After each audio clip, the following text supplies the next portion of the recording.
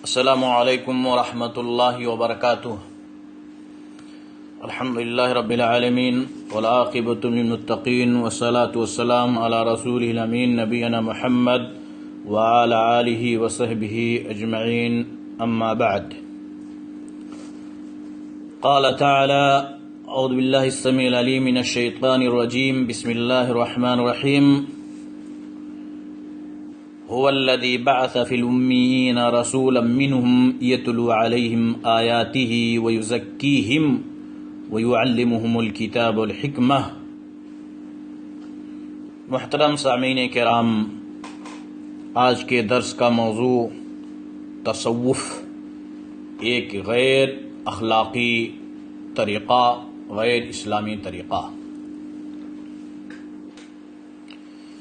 محترم سامعین، اسلام ایک دین فطرت ہے اور اللہ تعالی نے تمام تر احکامات انسان کے فطری ضرورتوں کے عین مطابق نازل فرمائے ہیں، لیکن مسلم معاشرے میں ایک ایسے فرقے کا بھی وجود ہے جس نے اپنے عقائد میں اس قدر غلو اختیار کیا کہ عیسائیوں کے نظریہ تثلیث کو بھی پیچھے چھوڑ دیا ہے۔ انہی فرقوں میں سے اور ایک فرقہ تصوف،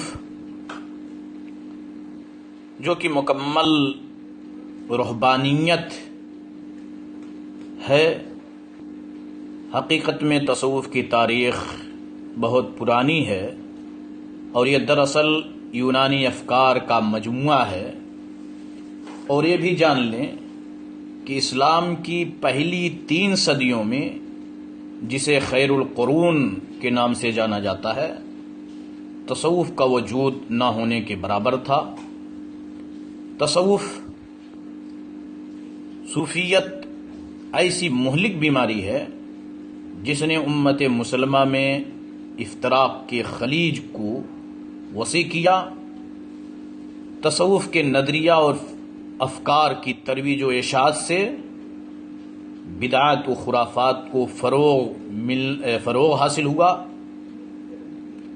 تاریخ شاہد ہے کہ صوفیہ کی جانب سے ہر دور میں توحید و سنت کے روشن چہرے کو مسخ کرنے کی بھرپور کوشش کی گئی۔ تصوف کو خوشنما خوبصورت انداز میں پیش کیا گیا، اس طرح سادہ لوح عوام کو فریب میں مبتلا رکھا گیا، اس کی قباحتوں کو نظر سے اوجھل رکھنے کے لیے اس کا نام زہد، عبادت، ذکر و فکر، طریقت رکھا گیا، اور الحاد، زندقہ، وحدت الوجود اور حلول جیسے مشرکانہ نظریات کے پھیلنے کا سبب تصوف ہی ہے۔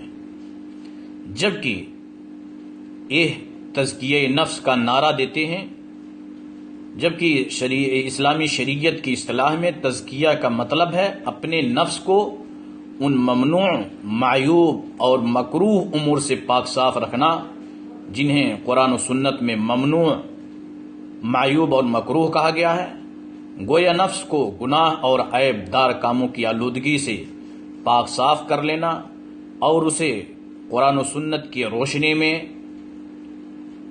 محمود اور خوبصورت خیالات امور سے آراستہ رکھنا ہے۔ اور اللہ تعالیٰ نے انبیاء کرام کو جن اہم امور کے لیے بھیجا، ان میں سے ایک تزکیہ نفس بھی ہے۔ تزکیہ نفس کا مطلب کہ ہم اپنے دل کو تمام آلودگیوں سے، شرک و بدعات کی آلودگیوں سے پاک و صاف رکھیں۔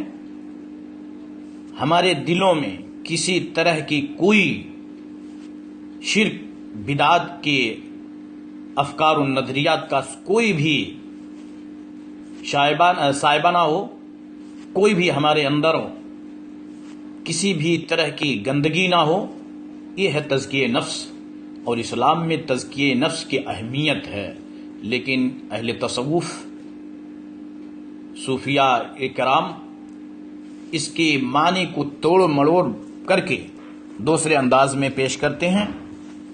ان کے عقائد اتنے برے عقائد ہیں، ان کے اتنے برے نظریات اور افکار ہیں کہ جن کی اصل حقیقت یعنی اسلام کے اندر کچھ ہے بھی نہیں. یہ صوفیاء کرام خانقاہوں میں بیٹھ کر کے عرس کے موقع پر رقص و سرور قوالی کی محفلیں جماتے ہیں، اور ایسی محفلیں جس میں مرد و زن کا اختلاط ہوتا ہے. سامعین کرام، اس میں کچھ شبہ نہیں کہ صوفیانہ افکار امت اسلامیہ کے لیے بہت بڑا خطرہ ہیں. تزکیہ نفس، احسان سلوک کے خوشنما الفاظ میں چھپائی گئی ہیں. شریعت کے متوازن طریقت کے نام سے دین اسلام کی جڑوں کو کھوکھلا کرنے والے صوفیاء کرام ہیں. لہذا ضرورت ہے کہ ہم اپنے عقائد کو قرآن و حدیث کی روشنی میں پرکھیں، ہم اپنے عقائد کو قرآن و حدیث کے ترازو پہ رکھیں اور اپنے لیے معیار حق تسلیم کریں تو قرآن و حدیث کو اپنے لیے معیار بنائیں. صحابہ کرام کی زندگیاں ہمارے لیے اسوہ ہیں.